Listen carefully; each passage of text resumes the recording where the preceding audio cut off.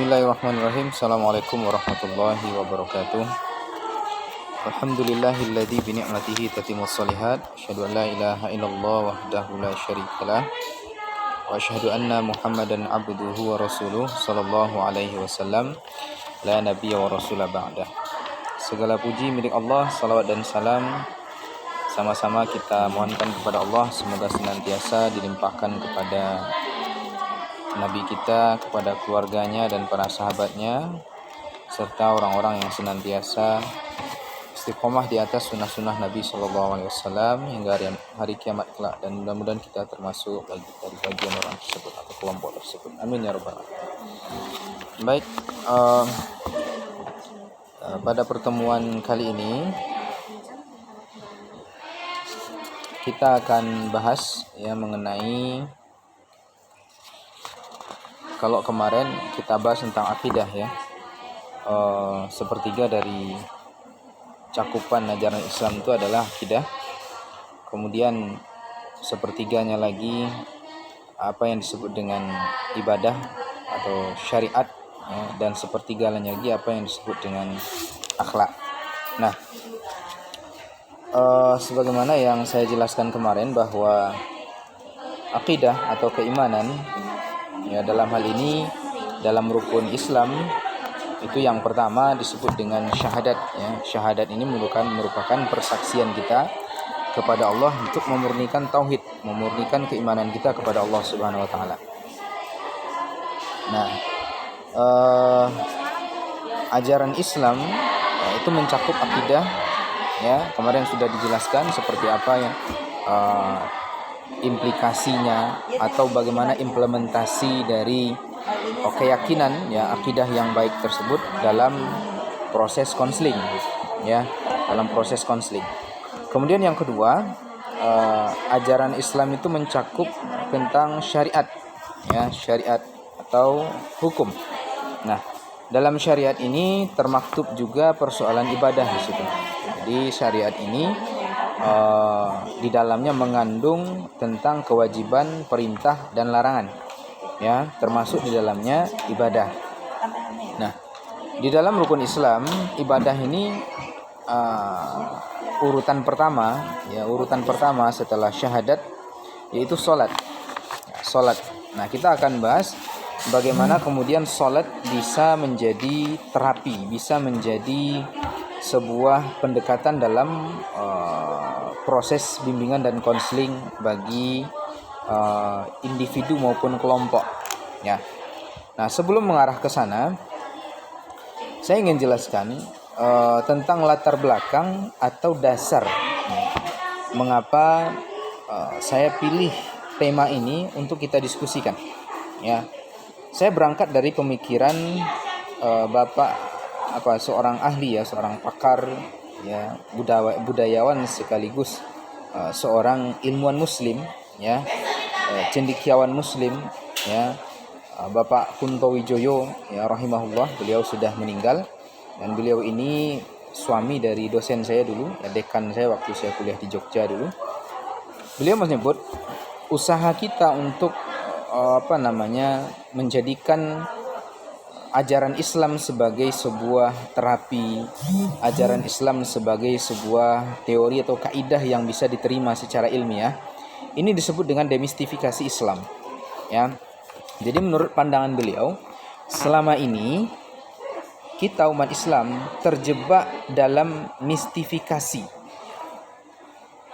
mistifikasi beragama namanya. Apa itu mistifikasi beragama?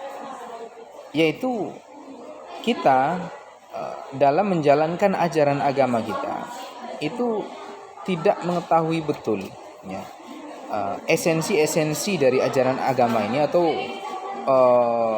nilai-nilai substansial dari ajaran agama kita tidak kita sadari, atau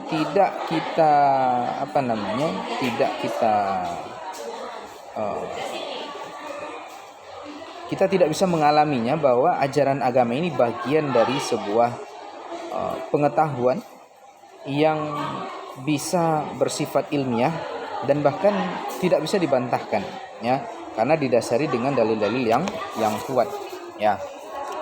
Jadi menurut beliau ini, kita mengalami mistifikasi dalam berbagai hal, ya. Ada namanya mistik dalam sosial, kemudian mistik etis, mistik penalaran, dan mistik kenyataan, ya. Mistik, ya, metafisik, ya. Menurutnya mistik metafisik ini adalah hilangnya seseorang dalam Tuhan yang disebut dengan sufisme, ya, baik sufisme yang substantif atau sufisme yang atribut, ya, menyatu dalam arti zat dan menyatu dalam arti kehendak dan sifat Allah. Nah, ini pemahaman yang kemudian mengaburkan, ya, antara substansi khalik dan makhluk, ya. Kita sering dengar, ya, di kalangan para sufisme atau para sufi, ya, thariqat itu ada namanya wahdatul wujud. Itu pemahaman bahwa hamba menyatu dengan Tuhannya. Nah, kemudian orang juga menyatu secara sosial, mistik secara sosial. Maksudnya di sini hilangnya seseorang dalam satuan lingkungan yang lebih besar, organisasi, sekte atau masyarakat, ya. Nah, ini mungkin cenderung kepada sifat individualismenya, ya. Kemudian ada mistik etis. Kata beliau, merupakan hilangnya seseorang dalam menghadapi nasibnya, menyerah pada takdir atau fatalisme, ya, sifat fatalisme. Atau di sini ada kita sebut dengan qadariyah, ya, dan jabariyah, gitu. Ya, ada yang berpasrah kepada takdir dan ada yang menolak takdir, gitu, ya. Kemudian ada namanya mistik penalaran. Hilangnya logika atau nalar karena kejadian-kejadian di sekitar kita itu di luar logis kita, sehingga cenderung menganggap itu sebagai sesuatu yang mistis dan tidak bisa dijelaskan secara ilmiah, ya. Kemudian mistik kenyataan. Hilangnya hubungan antara agama dengan kenyataan sebagai suatu konteks. Nah, jadi mistifikasi beragama ini kemudian menyebabkan tidak berfungsinya ajaran agama sebagai panduan yang bersifat bersifat ilmiah, ya, panduan hidup yang sebetulnya itu bisa dijelaskan secara ilmiah, ya. Jadi implikasi atau dampak dari ajaran agama itu sebetulnya bisa dijelaskan secara ilmiah. Namun karena kita sudah terjebak dalam mistifikasi beragama ini, kemudian kita menganggapnya itu sebagai sesuatu yang ajaib jika merasakan manfaatnya itu di luar nalar, sehingga tidak menjadi tertarik orang kemudian untuk meneliti tentang hubungan agama ini dengan ilmu pengetahuan atau agama dengan yang lainnya. Nah, padahal ini sangat berkaitan, ya, karena sejatinya ajaran Islam itu berkaitan erat dengan kehidupan manusia, ya, untuk mensejahterakan manusia baik secara fisik maupun psikologis. Nah, maka perlu di sini demistifikasi Islam, ya, demistifikasi Islam. Nah, di antara usahanya apa? Itu dengan islamisasi ilmu. Bagaimana kemudian konseling Islam, adanya konseling Islam, psikologi Islam, dan lain-lain. Nah, ini upaya dari islamisasi ilmu. Karena memang secara substansial apa yang disampaikan oleh Barat dengan apa yang ada dalam ajaran agama kita, bahkan kita tidak mengukurnya dengan agama, dengan budaya saja kita sandingkan, itu sudah banyak pertentangan yang tidak sama dengan budaya kita, ya, apalagi agama. Nah, jadi secara substansi memang teori-teori Barat itu perlu kita saring, kita filter, kemudian kita ambil, ya, kita pakai hikmahnya, ya, untuk kesehatan jiwa kita, dan yang tidak sesuai kita buang. Nah, ini. Kemudian persoalan ibadah. Yang pertama sholat. Sholat ini bisa kita jadikan sebuah pendekatan dalam proses bimbingan dan konseling, ya, sholat. Karena sholat merupakan hal fundamental atau ajaran atau ibadah yang paling utama di dalam Islam, ya. Sehingga di dalam hadis Nabi itu dikatakan awwalu ma yuhasabu yaumal qiyamah shalah. Yang pertama kali dihisab pada hari kiamat itu adalah sholat, ya. Idza saluhat saluhat sairu amaluhu, wa idza fasadat fasadat sairu amaluhu. Kalau baik salatnya, maka dianggap baik semua amalnya. Tapi kalau buruk salatnya, maka dianggap buruk semua amalnya. Jadi kalau salat kita baik, besok ketika berhadapan dengan hisab, ya, dengan hari perhitungan itu, yang pertama kali dicek adalah salat kita. Kalau salat kita baik, maka dianggap baik semua amalan kita. Artinya apa? Amalan yang lain tidak di cross check lagi atau tidak dilihat lagi dengan teliti. Tapi kalau buruk salatnya, maka yang lain diteliti ya sedemikian rupa. Ya. Nah, jadi memperbaiki salat itu bisa mempermudah hisab. Jadi memang salat ini penting dan berperan sangat fundamental dalam ajaran Islam, ya. Karena salat sendiri itu bagian dari ibadah, ya, ibadah-ibadah yang mahdhu, ibadah-ibadah yang utama, yang tata caranya sudah ditentukan, yang tata caranya sudah disyariatkan dan tidak bisa dirubah, ditambah maupun dikurangi. Nah, oleh karena itu, maka dalam proses bimbingan dan konseling, pendekatan ini pertama kali kita gunakan adalah kita harus cek, ya, kita harus cross check kepada klien kita, apakah dia melaksanakan sholat atau tidak, dia menjalankan sholat atau tidak.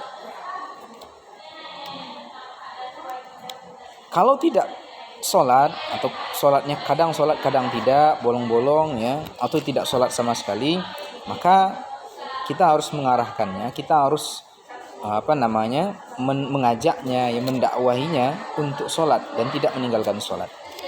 Ya, ini kunci penting. Setelah syahadat tadi, sholat.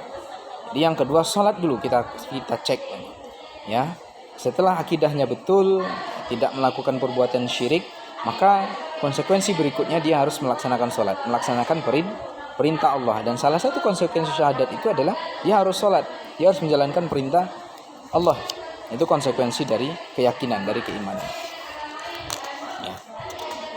Setelah kita tanya apakah dia sholat atau tidak, ya, kita cross check, ya. Kalau tidak sholat berarti kita dakwai dia untuk sholat, kita ajak untuk sholat. Jadi pendekatan sholat ini adalah bagian dari terapi atau bimbingan yang kita berikan, ya. Kita ajak untuk sholat, kemudian kita buat komitmen supaya dia melakukan sholat, ya, sholat 5 waktu, ya, tidak boleh ditinggalkan, ya. Nah, ini pendekatannya. Kemudian berikutnya kita juga harus gali mengapa dia tidak sholat, ya. Dia tidak sholat apakah karena menolak perintah sholat atau karena malas, ya. Kalau dia tidak sholat karena menolak perintah sholat, maka menurut para ulama ini kafir, ya, sebab menolak ajaran Islam itu konsekuensinya adalah kekafiran. Maka kita dakwai dia, kita jelaskan bagaimana pentingnya sholat, ya. Kemudian yang kedua, kalau dia malas, kalau malas berarti dimotivasi supaya sholat, artinya tidak terjatuh kepada kekufuran. Hanya saja akibat meninggalkan sholat dia berdosa, dan dosanya itu bisa menyebabkan hidupnya bermasalah, baik psikologis maupun fisiknya, ya. Kemudian berikutnya yang perlu kita kita cross check atau kita klarifikasi adalah apakah dia tahu tata cara tentang sholat, ya. Maka seorang konselor di sini harus tahu tata cara sholat yang benar sesuai dengan ajaran Nabi Sallallahu Alaihi Wasallam. Seperti apa Nabi sholat, maka seperti itu kita sholat. Jadi belajar sholat, kemudian kita juga harus mengajarkan bagaimana sholat kepada klien kita. Jadi kita harus tahu dulu, ya. Jangan sampai kita nggak tahu kemudian ngajak orang, ya. Itu sama aja dengan bohong, ya. Jadi kita tanya apakah dia tahu tata cara sholat. Nah, kalau tidak tahu kita ajarkan, ya. Kita ajarkan dia bagaimana tata cara sholat yang betul sesuai dengan perintah Nabi Sallallahu Alaihi Wasallam, sesuai dengan syariat Nabi Sallallahu Alaihi Wasallam, ya. Karena sholat kalau dilakukan sesuai dengan aturan, sesuai dengan perintah Nabi Sallallahu Alaihi Wasallam, tata cara Nabi Sallallahu Alaihi Wasallam, maka hikmahnya adalah atau yang bisa kita ambil manfaatnya dari situ adalah kita bisa merasakan kenikmatan baik fisik maupun psikologis. Ya, kan dalam sholat itu ada beberapa rangkaian, ya. Sebelum sholat kita mesti berwudu dulu. Kita wudu, ya. Wudu itu secara psikologis maupun secara medis ya, ketika tubuh terkena air itu memiliki dampak positif untuk tubuh kita. Misalnya ya kita seharian bekerja ya, kemudian ada mungkin stresor di tempat kerja yang membuat kita jadi beban. Nah, ketika tubuh ini terkena air, maka beban tadi itu seolah-olah terasa hilang begitu, karena efek dari segernya air, dari dinginnya air, dari sejuknya air itu bisa mengurangi beban tadi. Ya, ini sudah banyak juga penelitian sebetulnya, bahkan ada yang meneliti tentang khasiat dari air ini terhadap tubuh ya, dan lain-lain itu. Jadi secara hikmahnya begitu ya. Maka kita harus paham juga rangkaian sholat ini. Jadi kita ajari bagaimana wudhu yang betul ya, supaya ibadahnya bagus ya. Karena kalau tata caranya betul, nah konsekuensinya atau dampaknya adalah ketenangan pada jiwa, jadi kekhusyuan dalam sholat. Nah, kata para ulama, orang yang tidak khusyuk dalam sholat itu bisa dipengaruhi oleh persoalan yang ada dalam kehidupan sehari-hari. Artinya beban-beban stresor yang ada dalam kehidupan. Nah, berarti logika sederhananya, semakin sehat orang cara berpikirnya, maka semakin khusyuk sholatnya. Semakin sedikit masalahnya, maka semakin khusyuk sholatnya begitu. Nah, maka salah satu cara itu adalah untuk membuat sholat khusyuk, kata para ulama, adalah dengan memperbaiki tata cara sholat ya, dengan memperbaiki pelaksanaan sholat ya. Mulai dari tadi caranya dulu ya, gerakannya. Kalau wudhu ya bagaimana mengusap muka, membasuh tangan dan lain-lain. Kalau sholat gerakannya bagaimana rukuk dan sebagainya. Jadi semakin baik sholatnya, maka konsekuensinya adalah hidupnya juga akan semakin baik. Persoalannya juga akan semakin mudah diselesaikan. Nah, ini secara psikologis ya. Nanti bisa ya, kita ndak usah tes orang lain ya, atau klien kita. Mulai dari diri kita rasakan dulu dari diri kita sendiri. Jadi coba praktekkan sesekali ya. Mungkin selama ini kita sholat ya asal sholat saja ya, pokoknya sudah terpenuhi kebutuhan ya sudah gitu ya. Nah, sekarang coba praktekkan sholat yang betul-betul sesuai dengan ajaran Nabi Sallallahu Alaihi Wasallam. Gerakannya, bacaannya tidak sekedar dibaca tapi dipahami maknanya. Kemudian ada khauf di situ, ada roja di situ, ada pengharapan di situ, ada tumakninah di situ, sehingga muncul kekhusyuan. Nah, setelah itu kita rasakan dampaknya bagi diri kita, dan saya yakin ya, hakul yakin, setelah itu muncul ketenangan dalam jiwa kita. Jadi kita coba rasakan dulu, baru nanti sampaikan ke orang lain. Nah, ini bukti bahwa sholat itu bisa menjadi sebuah pendekatan dalam terapi ya. Sholat ya. Karena dalam agama kita, dalam Islam juga jelas dikatakan inna sholata tanha anil fahsya'i wal munkar kan. Salat itu bisa mencegah perbuatan keji dan mungkar. Ingat, yang menyebabkan kita gelisah itu adalah dosa. Kita merasa cemas, merasa khawatir, itu adalah dosa. Stresor itu adalah kecemasan ya. Konflik, kekhawatiran itu stresor, akibat dari stresor. Dan dosa itu bisa menyebabkan hal itu. Maka sholat yang baik, sholat yang betul itu bisa menghapus atau menghindarkan kita dari perbuatan keji dan mungkar. Nah, perbuatan keji dan mungkar ini dampaknya dosa ya. Jadi semakin banyak dosa, maka semakin tidak tenang hatinya ya. Imam Al-Ghazali mengatakan, dosa itu tidak terlihat ya, pahala juga tidak terlihat, tapi dua-duanya bisa dirasakan. Orang kalau berdosa setelah itu hatinya akan gelisah, stresor ya.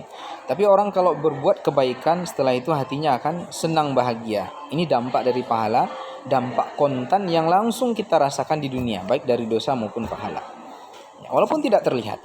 Karena kalau terlihat bahaya. Andai saja misalnya kita berdosa, kemudian satu dosa dibalas dengan satu bisul, mungkin sehari tubuh kita ini penuh dengan bisul, karena saking banyak dosa yang kita lakukan. Oke, itu ya. Jadi begitu. Dalam melaksanakan sholat pun kita bimbing, kita konseling ya, supaya dia merasakan bagaimana nikmatnya sholat, merasakan dampak dari sholat yang dia lakukan, maka harus diperbaiki sholatnya. Ya, dia harus menjalankan sholat. Kemudian konsekuensinya adalah pada kesehatan psikologis, ya, kesejahteraan jiwanya. Ya. Kata Allah dalam Quran, wasta'inu bis-sabri was-shalah, minta tolonglah dengan sabar dan sholat. Ini artinya apa? Bahwa sholat itu betul-betul menjadi sebuah wasilah, sebuah perantara yang bisa menyelesaikan kita dari permasalahan yang kita hadapi. Ya. Nah, jadi pendekatan sholat ini penting kita lakukan, karena begitu banyak hikmah dari sholat yang secara langsung itu berdampak kepada psikologis kita, kepada keadaan jiwa kita. Ya. Karena memang begitu dalam Islam, dan Allah sendiri yang katakan. Ya, Allah sendiri yang buat syariat itu. Kemudian Allah yang perintahkan, pasti ada manfaatnya. Ingat, segala sesuatu yang Allah perintahkan, yang Allah syariatkan, pasti berdampak kepada kita, baik secara fisik maupun psikologis. Nah, jadi keyakinan seperti ini harus ditularkan kepada klien, sehingga dia mau melaksanakan sholat, mau menjalankan sholat, dan ini akan membantu proses konseling, proses bimbingan dan konseling terhadap masalah yang dihadapi. Nah, ini sholat. Ya. Di antara hikmah-hikmah sholat ya banyak sekali. Saya menulis dalam buku ya yang saya tulis 2019, judulnya Psikologi Ibadah. Ya, saya menulis di situ diantaranya tentang sholat. Ya, sholat di halaman 111.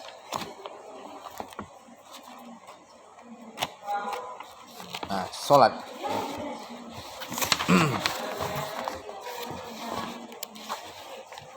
Jadi sholat ini sebuah kewajiban, ya, sebuah kewajiban.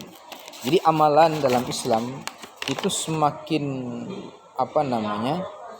semakin tinggi tingkatan hukumnya, perintahnya, ya sunnah wajib, ya antara sunnah dan wajib, itu semakin besar dampaknya kepada kita. Jadi yang wajib itu dampaknya terhadap diri kita semakin besar dibandingkan yang sunnah.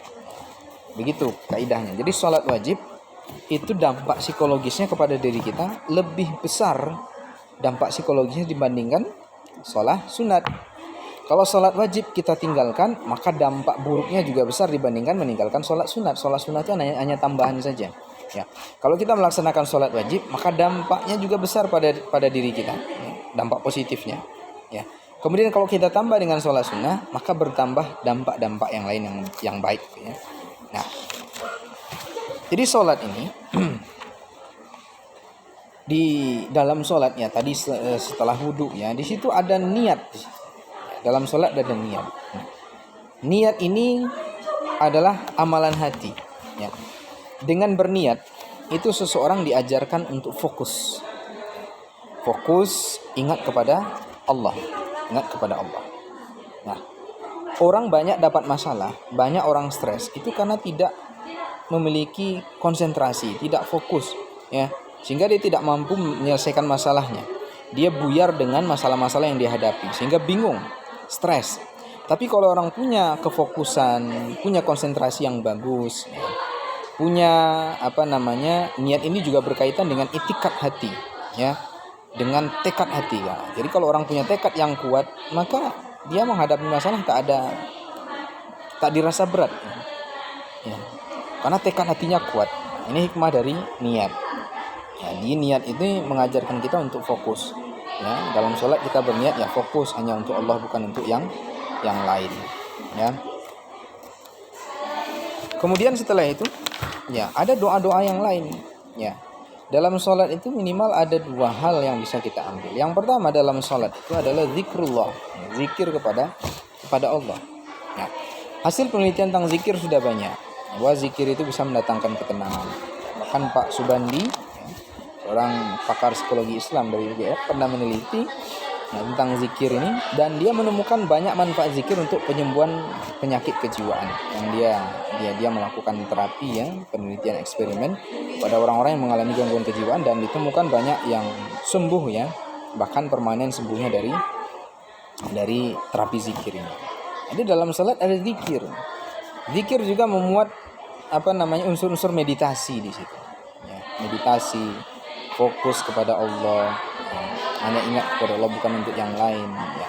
Kalau berdoa murni minta tolong kepada Allah, ya dengan zikir kemudian dia mengakui kekuatan yang lebih besar yang akan menolong dirinya. Jadi orang kalau punya pegangan yang lebih kuat itu biasanya dia tenang hatinya. Beda dengan orang tak sholat karena dia nggak punya pegangan sehingga goyah, ya mudah stres. Tapi kalau orang punya pegangan bahwa ada sesuatu yang akan membantunya, maka dia akan kokoh, kuat menghadapi masalah, tidak mudah stres. Yang kedua dalam sholat itu ada doa. Nah doa ini isinya harapan. Ya. Orang kalau punya harapan, dia akan optimis. Ya. Apalagi tempat menggantungkan harapan itu adalah sesuatu yang diyakini akan bisa menyelesaikan masalahnya. Ya. Dalam sholat kita berdoa kepada Allah, Rabbighfirli, ya Allah ampuni aku.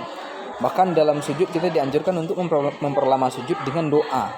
Ya minta semua doa yang kita butuhkan, apa yang kita butuhkan berkaitan dengan masalah kita. Doa ketika sujud dan juga sebelum salam berdoa. Jadi ketika berdoa kita diajarkan menggantungkan harapan kita kepada Allah sehingga kita optimis menghadapi hidup bahwa masalah ini akan selesai dan stresnya hilang. Nah, ini diantara hikmah-hikmah sholat. Ya, bagaimana kemudian sholat ini bisa kita jadikan pendekatan, kita jadikan wasilah dalam bimbingan dan konseling untuk mengajarkan kepada klien bagaimana mengatasi masalah dan bagaimana menyelesaikan masalah. Ya. Nah, saya kira ini beberapa hal penting ya mengenai bagaimana pendekatan sholat di dalam proses bimbingan dan konseling. Nah, mudah-mudahan ini bisa dipahami dan bermanfaat dan bisa kalian lakukan besok ketika menjadi seorang konselor ya. Diamalkan ya, dan juga yang paling penting adalah coba dulu pada pribadi kalian. Bagaimana kalian mengalaminya? Bagaimana kalian betul-betul ya belajar tentang sholat ya, yang benar, kemudian menjalankannya, kemudian mentadaburi bacaan-bacaan sholat dan sholat dengan sungguh-sungguh. Rasakan dulu dampaknya terhadap diri kita. Nah nanti setelah itu kita akan bisa ceritakan, kita akan bisa transfer energi positif itu kepada klien kita.